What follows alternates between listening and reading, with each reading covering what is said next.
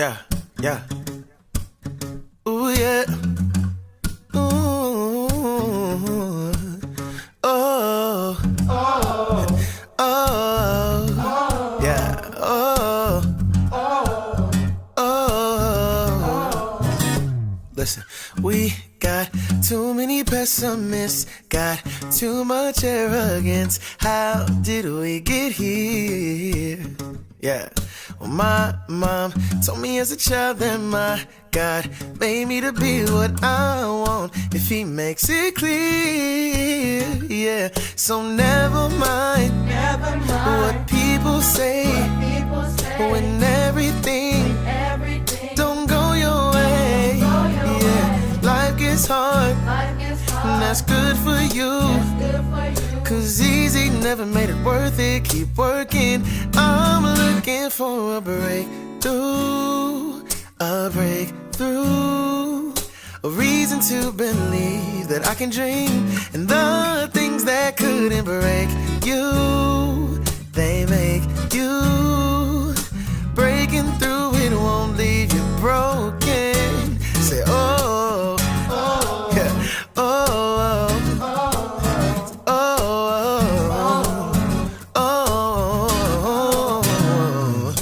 why don't they wanna believe that we'll do anything? We're made for so much, yeah.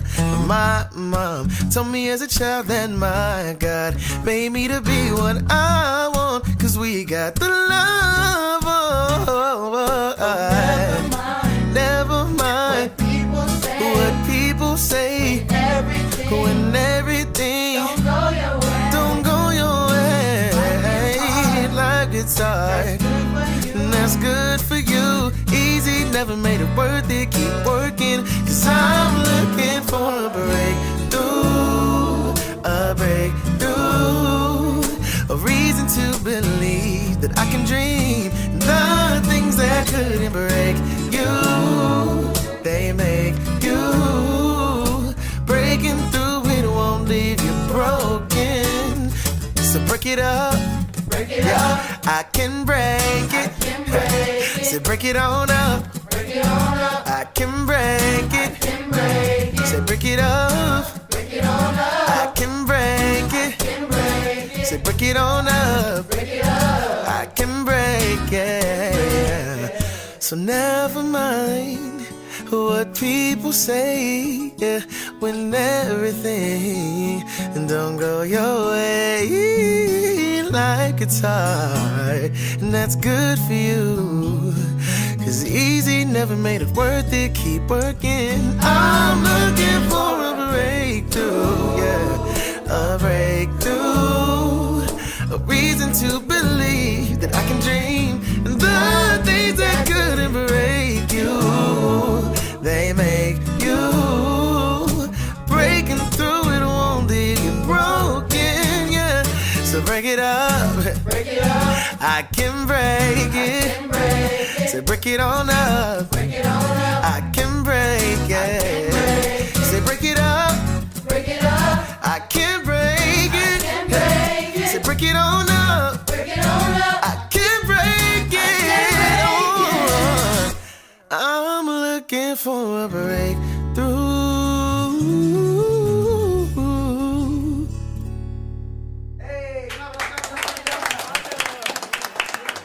Yeah.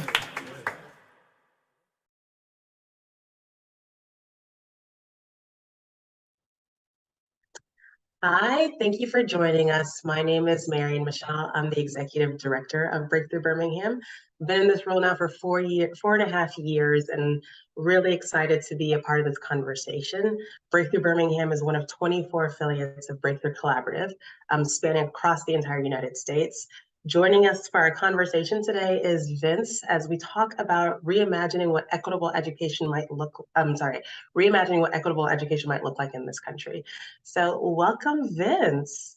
Thank you, Marion. It's so good to see you. It's good to spend time with you virtually, and our group that has joined us. I'm really excited to get this conversation started. And so before we even jump into the nitty gritty stuff, why don't you just tell us, if you could summarize in like 10 seconds, who is Vince? What are your bullet points? Yeah, I would say lifelong educator. 20 years ago, started out as a high school English teacher, committed myself to this field, became an administrator, and now the proud CEO of Breakthrough Collaborative, and the proud father of a 5-year-old who just started kindergarten this year. Oh, congratulations to her. That's exciting. That's a 12-year journey you just began. So welcome to the public education world.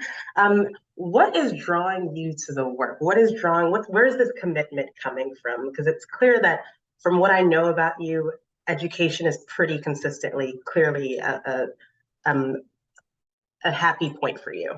Yeah. I mean, I would say first, I am the first in my family to graduate college.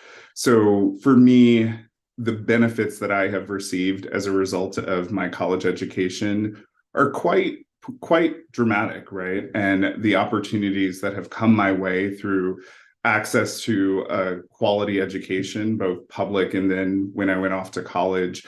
So the idea that I had over the course of my K-12 experience, incredible teachers who really helped me see my potential, what was possible for me. Part of that was going to college. I just felt the need that I had to pay it forward in some form or another. The other piece is somewhat personal. My grandmother, she herself did not have the chance or the opportunity to go to college. In fact, Marion, you may not know this, but she was born and raised in Alabama, just outside of Birmingham. That's So for exciting. her, the idea of her grandson being able to go to college and being able to graduate was really important. And I carry that responsibility with me. And so the idea of being able to connect with and work with students to help them gain access to quality education that ultimately opens doors is what fuels my commitment to this work. I had no idea about your grandmother. I mean, I already loved you, Vince, but this like we know that Alabama is a state that really holds a special place in my heart. I'm not from Alabama. I'm from Miami, Florida originally, and joining Teach for America is what actually got me into Alabama. And except for a short stint in New York State, in New York City specifically, Alabama is the place where I think we can do a lot of great work. And so to hear that connection is really powerful. Tell me a little bit about what attracted you to your current role now at Breakthrough. What is it about Breakthrough that makes you see like this is the next logical step in your career? Yeah, I mean, so a couple of thoughts come to mind when I think about what attracted me to Breakthrough. I would say the first is around this time last year, I really started to see the reports about the impact of the pandemic, right? Both on teacher shortages, both on students' mental health and social well-being. And honestly, I really started to reflect and think to myself, what is my role in this? Having been a teacher for several years and an administrator for several years, knowing that this is going to represent a large challenge for our country, what is the role that I can play? And so that's partially what attracted me to Breakthrough. I've had the privilege of working with some stellar organizations, so Teach for America, KIP, Braven, both in my own way within these organizations. We were helping to build the next generation of leaders. And the idea of what we do at Breakthrough, our dual mission, first working with students from traditionally underrepresented backgrounds or historically underrepresented backgrounds, to help them see that college is possible for them and to help pave a path, was one piece of excitement and attraction to Breakthrough. But it was also the second part of the mission, right? This notion of helping to develop the next generation of educational leaders at a time when our country needs not only teachers and educational leaders, but also diverse educational leaders entering into the workforce. And so the incredible work that Breakthrough was doing was of interest to me and really wanted to help contribute. I know I've heard in your story that when you were at KIP, Breakthrough was an incredible resource and asset to you. Tell me a little bit more about like in what way, because you talked a little bit about that second prong of our mission, and it always trips people up that we have two parts of our mission that we are wholeheartedly dedicated to fulfilling. Tell me how at KIPP, Breakthrough was an asset to you? Yeah, so while I was at KIPP, I was with KIPP for almost 11 years, and I had a number of roles while I was there, but one was overseeing our talent acquisition team and really thinking about what are the different avenues or pathways or entrance paths that we can have for amazing dynamic teachers. And frankly, our breakthrough teachers were some of our strongest teachers.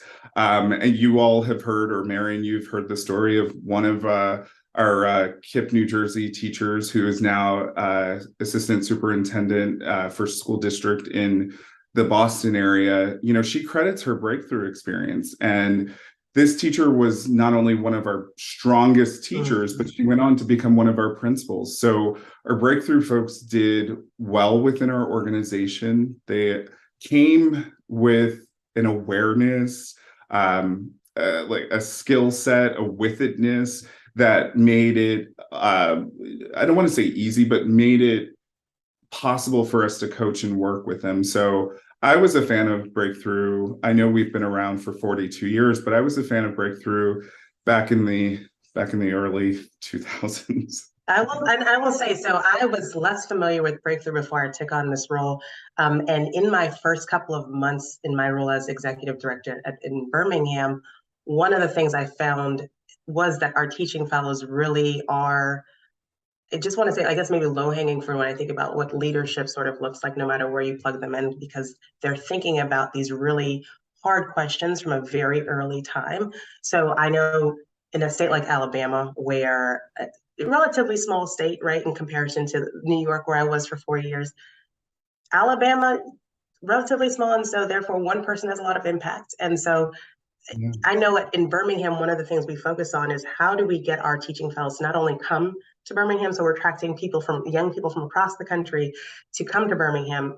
I have no doubt that when they come, they can fall in love with Birmingham, but it's also how do we get them to stay, whether it's in Birmingham or the state of Alabama, because they're going to have such a huge impact, knowing that these are 19, 20-year-olds coming, and that's where they're starting off having the conversation, thinking about inequities at multiple levels, to know that they're going to go into multiple paths, whether that's in the classroom or in school districts, whether that's in policy or in medicine, and in the back of their mind, they've got that thought process. I think it's pretty powerful. So to know that that's been something you've seen in other avenues of what you've been doing, I think it's a testament to what Breakthrough is able to do, right?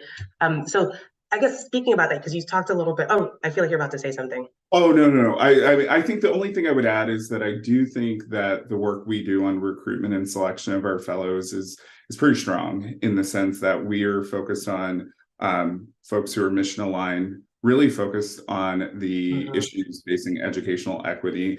And though some of our teaching fellows who come on board had no initial designs of becoming a teacher, right.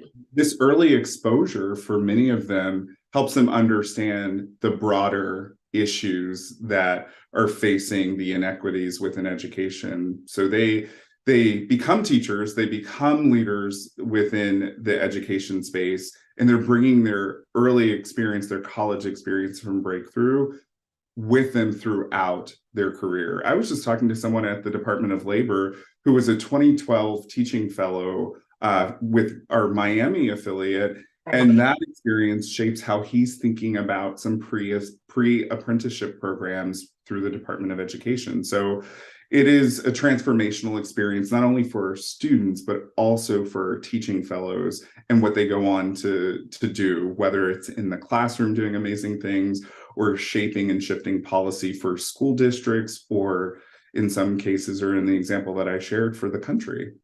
And I think that this actually is a perfect segue into like this next sort of idea. We know that we're in this weird time, right? So March 2020, the world became very different almost overnight. And we will be dealing with the ramifications of that for a very long time. We know that especially in this country, we've had a lot of disparities. It's not a secret that we've had disparities in this country, inequities that have abounded. And when the pandemic hit, that those disparities were greatly exacerbated. And what is it? There's this quote that I hear a lot of, just like everybody was in the same storm, but maybe in different boats. And I think about that when I think about especially the populations of students that we serve across the country.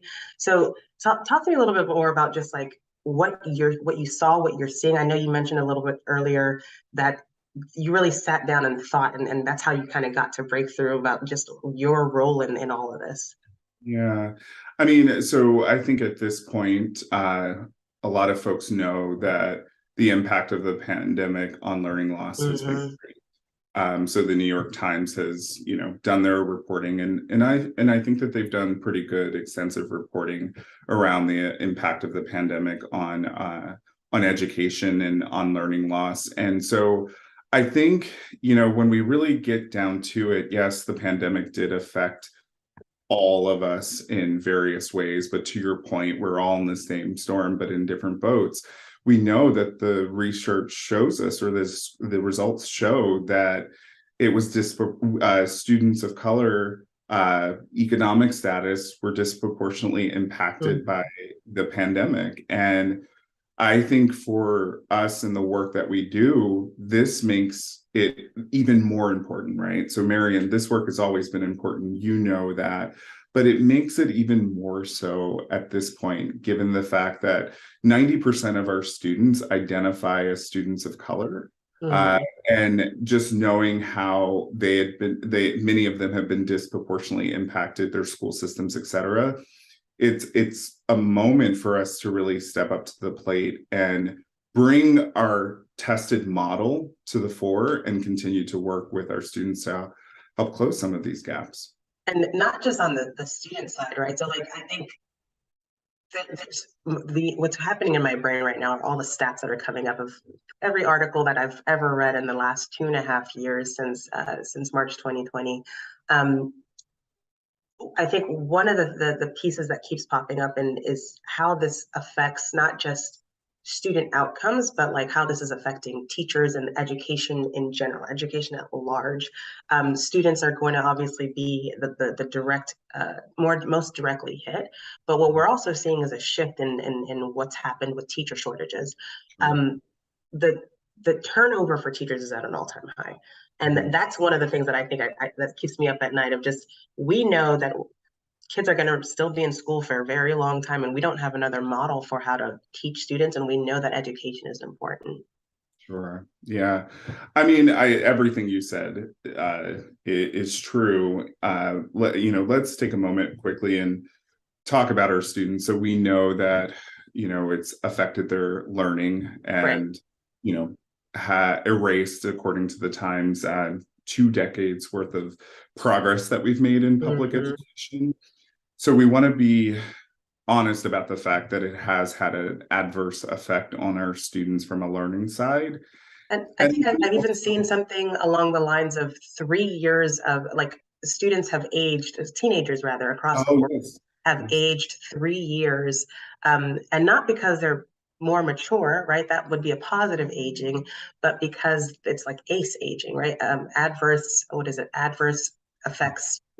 childhood effects, events taking place. And that's never a positive, right?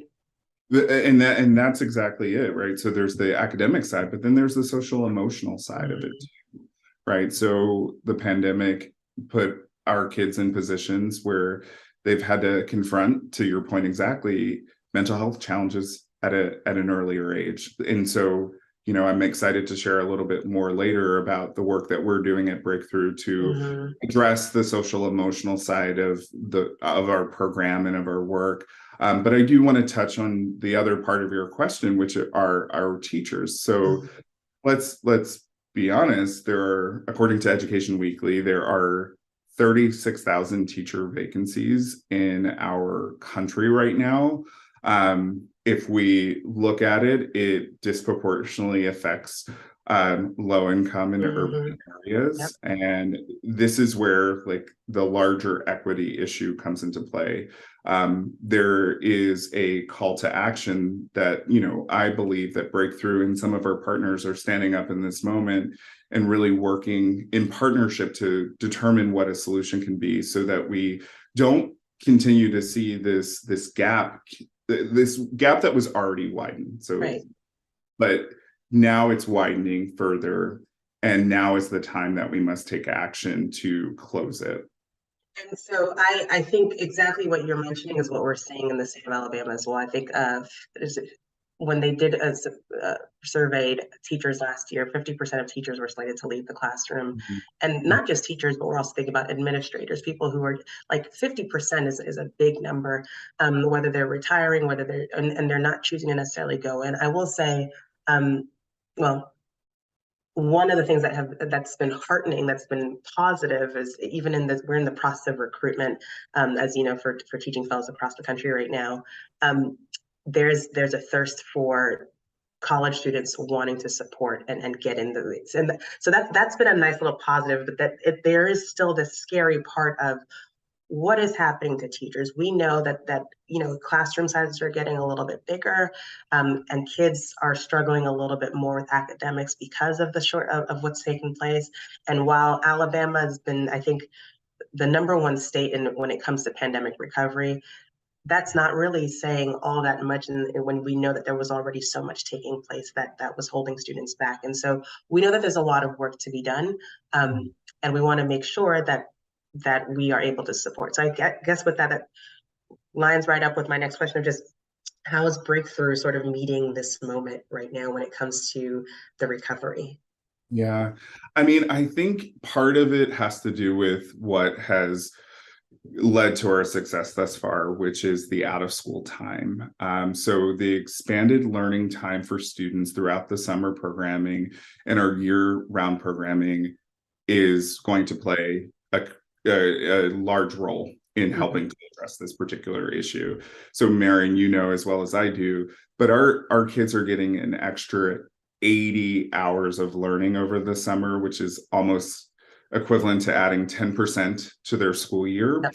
And so this additional learning time is going to help with some of these gaps that we're seeing on the academic side for our students. One data point that we have is that in reading, at least, we saw 3.5 months of growth in our students over the summer. So we know that it is about continuing to do what we do on the academic side with revisions and updates that we're in the process of making to continue to meet this moment. But I would definitely say the extended learning time for our kids is a critical piece and frankly part of the magic of Breakthrough.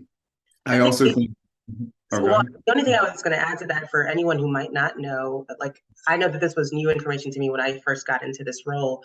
On average, a kid on average loses about 2 months of academic gains during the summer, when they don't have supports. And if you're coming from a low income environment, the average is about 3 months of learning loss. So when you mention the point of 3.5 months of gains, that's on top of what was already supposed to be lost, right? So that's a huge amount of gains just taking place at that point.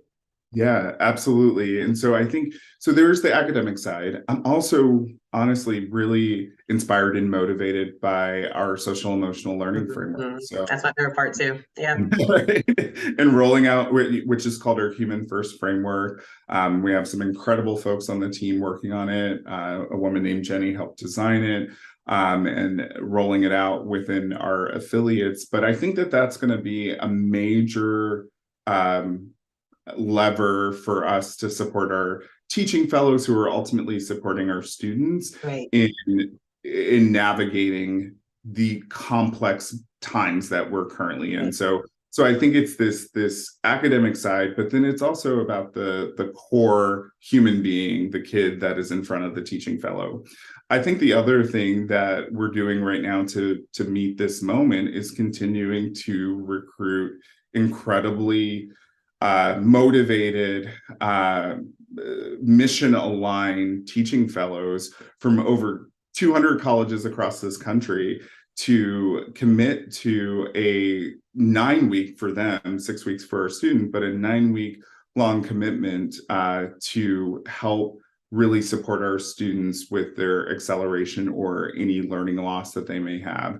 And again, in this moment, just knowing that 76% of our teaching fellows go into education is also another way to meet this moment. And I would say us at the national office, we are thinking through how can we continue to support pathways into education. The final thing I'll just say is partnerships. We are partnering with other organizations to lock arms to help solve this particular challenge. So, we work with an organization called National Summer Learning Alliance, NSLA. We work with them. We're also in the process of having conversations with Teach for America and how we can partner too on the teacher side as well. So we're looking strategically to partner with other organizations who may not necessarily do exactly what we do, but when you place them all together, they help. So it just reminds me of what, I work for Braven. Right. At Braven, where I worked, I led our New Jersey region. We partnered with Rutgers Newark, and the chancellor of Rutgers Newark is an amazing woman. Her name is Nancy Cantor. And, when she talked about why she partners with organizations like Braven and other organizations, it's because you're thinking about creating stackable solutions to solve a larger issue, right? And so when I think about our partnerships, it is about partnering with others to create stackable solutions, recognizing like we don't have to be the expert on everything and vice versa. And how might we work with others to solve this larger issue? I love that analogy. I think the way that I think about it in my head, and it might be that I'm switching over to stackable solutions, is like building a bench. So just building a bench of leaders so that there's always people in the room. There's always people, different types of leaders coming from all over who are playing on the court at the same time and helping support whatever the solution might be. I think one of the things you mentioned before, just as we're thinking about our teaching fellows, so many of them do go into the education spaces. And I think that the other big piece is like so many of them are identify as people of color. And we know that the research tells us that especially students of color have better outcomes when they've got people that look like them reflected in front of them in the classroom. And so I think that's also something special. I think that's really close to my heart at Breakthrough. Just the fact that there is an emphasis not just on getting mission aligned people into the classroom, but mission aligned people who a lot of times come from the same communities that our kids are coming from. I think that's a huge win for our kids to just see and understand what that means. Let me just expand on that a little bit. So we have 76% of our teaching fellows identify as students of color or college students of color, and then 49% or 46% are first in their families to go to college. So that's such an incredible opportunity for them to connect with our students. But then if they decide to go in the classroom or when they go into education, it's the same. And then I think to what you said about students of color having teachers of color and the impact that has, and that is unequivocally true. And also the beautiful part about it is all students do well too when have a teacher of color. So I think that there's real opportunity here for us. And I think that's like I wanted to say a little bit on this topic was just like what we do with the teacher fellowship piece. And Breakthrough, I think one of its claims, the huge claims to fame, other than what we do with our kids, is just it's the largest pre-professional training program in the country. So how do we utilize this as an opportunity to create new pathways for just the next generation of leaders, really? Yeah. I mean, so we're in a process right now of really building out our strategic plan for the next 3 years, where we have to, I believe anyway, grow our programming, our work to serve more students over time. And by virtue of doing that, we will expand the number of teaching fellows that we're bringing into the fold and then ultimately into the teacher pipeline world. So it'd be great, knowing right now that we're working with 1,000 students or teaching fellows, I should say, each summer. Be great to think about what would it look like if we doubled that? What would it look like if we tripled that? I can't commit to anything at this point, but these are the big questions that I'm asking myself. These are the big questions that our team is asking. What would it look like? What would it look like if we expanded our impact over time? And so we're currently thinking that through.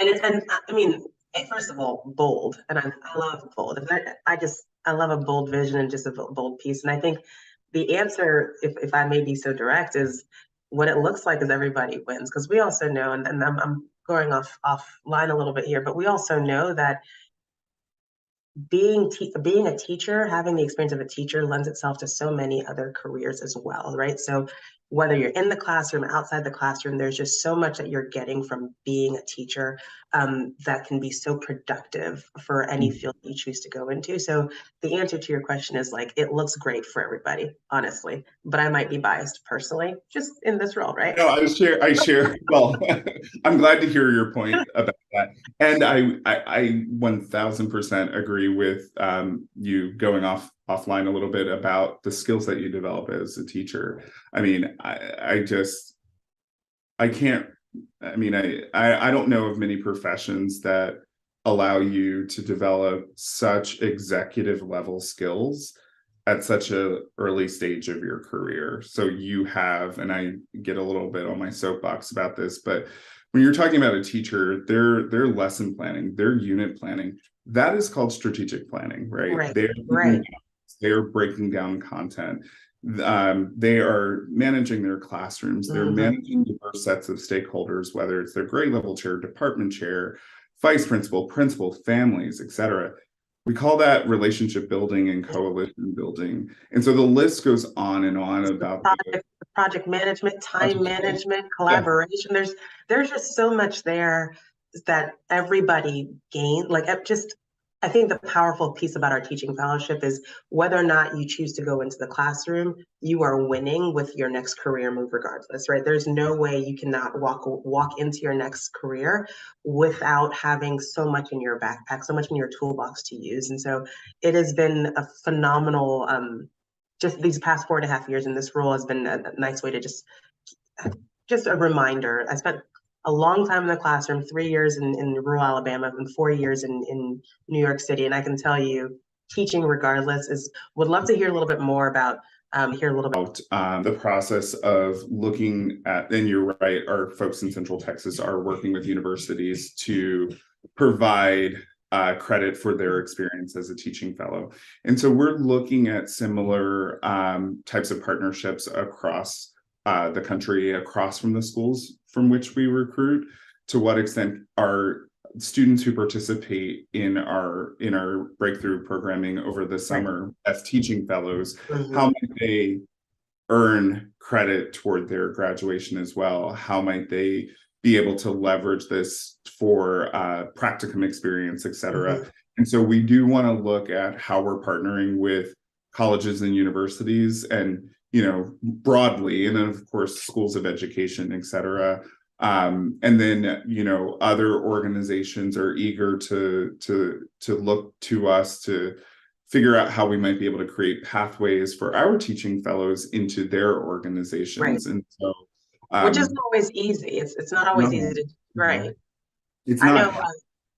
know. There's so much. I believe, just from my experience on the hiring side, at the systems level or administrative level, I would love for us to be at a place to help open doors and opportunities for them as well. And I think one of the most one of the easier partners we've definitely had in Alabama has been with working with Teach for America Alabama. We've been lucky that they have been a strong partner with us, and that like building leaders, some of them who stay in the classroom and some of them who are more focused on systems level change outside the classroom. And that's so aligned to what it is that we're doing, right? We want to get as many of our folks into the classroom. And if you're choosing to not go into the classroom, it's because there are other places for us to focus on. I think to the point of the person you talked about in New Jersey, just making it stackable, making it so that there's almost like playing Tetris in your mind for focusing on one goal of just how do we eliminate inequities as much as possible. So I love the fact that we are getting to play around with that here in Alabama, but I know that there's a bunch of partnerships happening across the country with our 24 sites, and that's been really, really helpful. So I guess in thinking about, we talked a little bit about partnerships, we've talked a little bit about like the pandemic, we've talked a little bit about what the fellowships, what it is that we're providing with fellowships.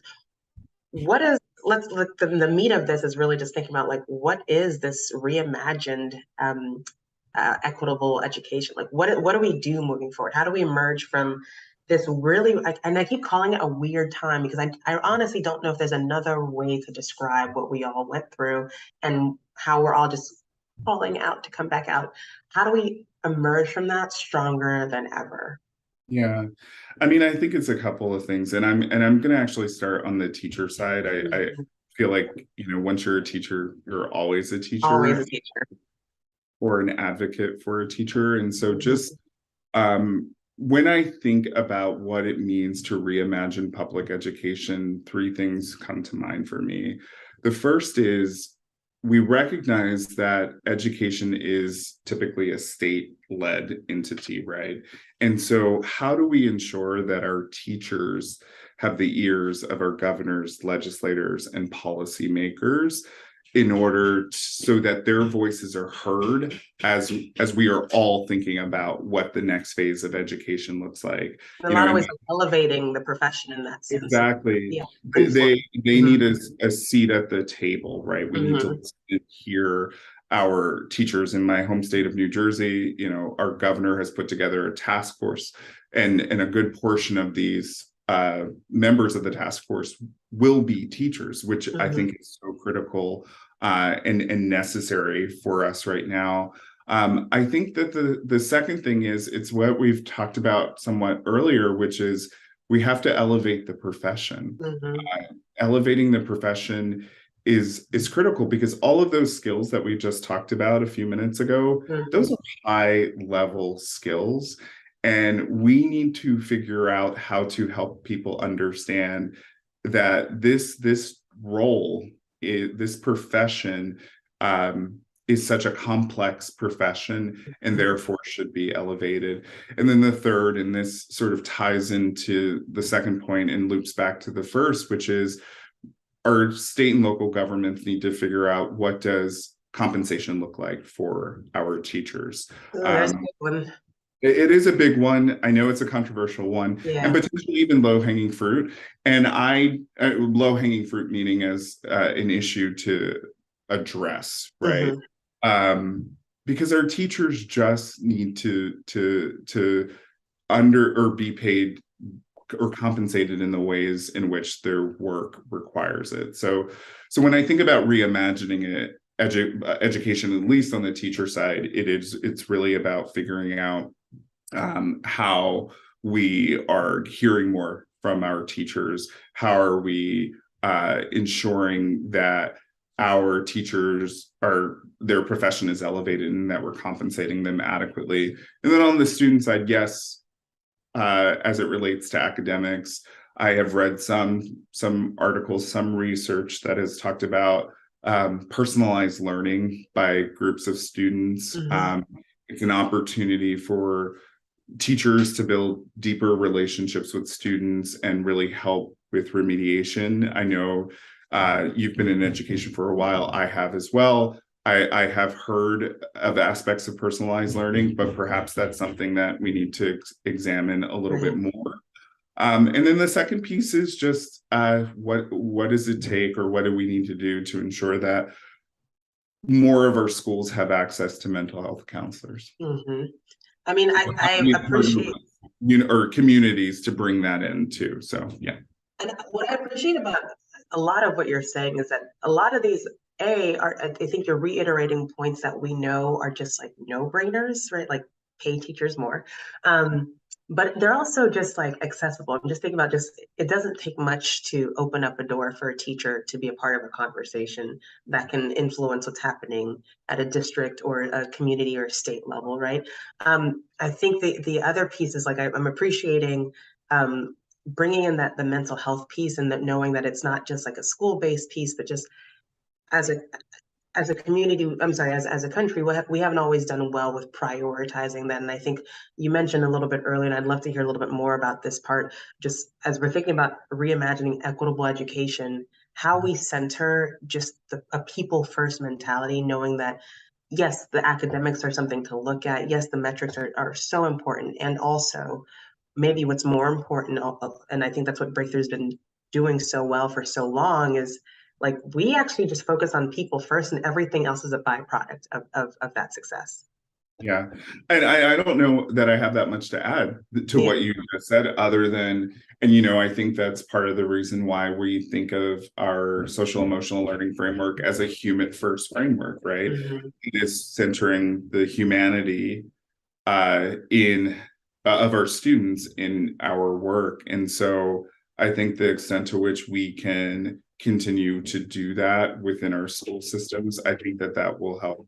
I mean, we just have to acknowledge that there are aspects of what we did before that worked, Right. but may not work now, right? And we have to figure out what worked before that can work now, what worked before that won't work now. That is the moment we're in right now. It's not as though we are picking up from, we took a 2.5, depending on where you live, 2.5, maybe 3 year pause on certain things, and Mm-hmm. now we pick back up. Things dramatically shifted during the Mm-hmm. 2.5, 3 years of the pandemic. So it's not about picking up from where we left off. That's a really great point. I think the other piece I'm thinking about is just I think sometimes the way that people think about it is an either or conversation as opposed to a both and. And so like just pushing on the fact that we can not only focus on ensuring we're focusing on people, like I think with Breakthrough, we do really well with small classroom sizes. I think to even personalize education that you mentioned earlier, it's even if it's not like one-on-one, it is small classrooms, right? So that helps a lot with the amount of growth that we see. It's a tremendous amount of growth that we see even during a short summer. But so not only can we focus on like high expectations when it comes to academics, that will also garner I'm sorry, high expectations on the people focused aspect, that will also garner a whole bunch of high outcomes for students, high outcomes for families, high outcomes for communities. There's so much that comes from just ensuring that like I guess the thing I'm coming back to is the first phrase I heard at Breakthrough was high expectations, high support. Oh, Um, yes. and that I think is the piece of wherever it's coming from. This is where we lift that and everybody wins. And so I'm loving the fact that Breakthrough Collaboratives is really, I think, focusing on that. I think especially with the amount of college kids who are at the 24 sites going to be taking that in every single summer and then going out into their own worlds to pepper that same idea. Like, we matter, and we mattering means that we can actually get a lot more accomplished in a shorter amount of time. Yeah, I agree with that. And I'm curious, you've touched on this a little bit, but for you, you know, what does reimagine education look like in Alabama? Yeah, I think it's a lot of what you said in the sense of if we can figure out how to respect the people doing the work on the ground, it goes really far in ensuring that students feel safe and supported in the classrooms. So how do we take care of our teachers? I think a lot of it is we are putting teachers at the table. We are having them as part of the conversation. A lot of it is also just like listening to students. And I think that that's sometimes a little bit harder in a state like Alabama. Just think Southern culture doesn't always bode to necessarily listening to kids. But it is really important. And I think we are working with a generation that is, I think advocacy is in their blood, which is great because, that's what we do at Breakthrough. We help kids sort of figure out what is it I'm trying to say and how is it that I'm ensuring that you understand what I'm trying to say, adult. But I think listening to kids goes really far. Uh, I think to your point earlier where you mentioned we have to sort of figure out what is going to keep what worked before versus what's not going to work now, even if it was successful before. What we found at Breakthrough Birmingham, even in the way that we run some of our programming, last summer, it was a great summer and there were kinks. And it was our teaching fellows specifically who identified like, hey, we struggled with this, and so going forward we'd like to see this, and for us to come together to say, all right, teaching fellows, you have an opinion, let's put that to work, let's figure out so that the next person, and that's really I think what great community work is. I think it's what great um inequity finding solution is. It's figuring out like what are the kinks. We're not human, there's always going to be kinks. and then how do we leverage our assets, our people, our community? And I think that is the piece we have so much in our community. Breakthrough functions on just community, right? How is it that we are bringing kids and college kids and middle school kids and high school kids into a conversation about their own futures? And I think that's true of the state of Alabama. I think that's not different anywhere else, thankfully, and Yeah. also sadly, right? So Yeah.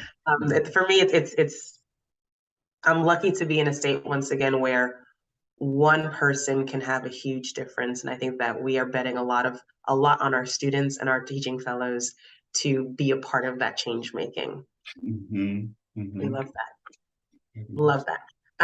Well, I know that we're about to wrap up with our time. I know, but any last parting thought? I think I'm like thinking about a couple of things, but any last thing that comes to mind that is just like on your mind right now, or as they say in the on your heart right now? My heart right now. Yeah. I mean, I think it's what I said just a few moments ago of just part of reimagining equitable education is really looking at the moment that we're in right now Mm-hmm. and recognizing it's almost like the keep, start, stop list. Like, what are the things that we're going to keep that can meet this moment? What are the things that we need to stop doing? And then what are the things that we need to start doing? And just recognizing that this moment is unlike any other moment that we've really experienced, at least in my lifetime, in your lifetime. And so really wanting to make sure that we're acknowledging that. The final thing I'll just say is that the work that happens in our 24 sites across the country is really powerful. Yes, we have the outcomes that reflect the impact of the program, but when I'm traveling and spending time with our sites and talking with students, the qualitative data that I'm getting from students, from their families, that Breakthrough is having on them is just inspiring. So I think it's more perhaps to an internal audience, but that being the Breakthrough, our 24 sites just continue to do the amazing work that you all are doing. And, we're here to continue to work in partnership with you to accomplish that. Well, I'm extremely grateful that we could be a part of a network that is being so intentional and thoughtful about it. And I think also really thinking about what it looks like to partner with people who are also thinking about those same sorts of questions, because it's going to take more than one of us. It's going to take more than 10 of us to come together and sort of figure out what it means to answer this really, really hard question. Really grateful that we got to talk today, Vince. I think this has been a good use of time, a good chunk of time, and really getting my brain thinking about planning for the next couple of years, honestly, for what is possible. And I'm walking away with the word that's coming to mind is it's hope grounded in reality of just what is possible in this country. It's not anything, it's not rocket science. Maybe it is rocket science to some degree, but it's not rocket science. It's a reminder of what is it that Muhammad Ali said? It's impossible until you do it, right? And so this is that part there for me, just like this conversation has been a refresher in that sense. Same here. Really appreciate it, Marianne. Thank you. Thank you so much. And for those tuning in, if you know of any amazing college students who are interested in this sort of work, if you personally know them or you know of how to connect with them, our QR code should be flashing across your screen right now. We are in the process of recruiting great potential leaders across the country who are looking to be a part of this very conversation. So thank you so much for your time. Thank you for joining Vince and I in this incredible conversation, and have a phenomenal rest of your day. Yes, thank you so much, Marianne, for your time. And just thank you to our partners, many of whom we've mentioned, but some we haven't. We really appreciate it. To our ongoing supporters, whether our donors or other advocates of our work, we really appreciate your support and thank you for your time. Take care, everyone. All right, y'all.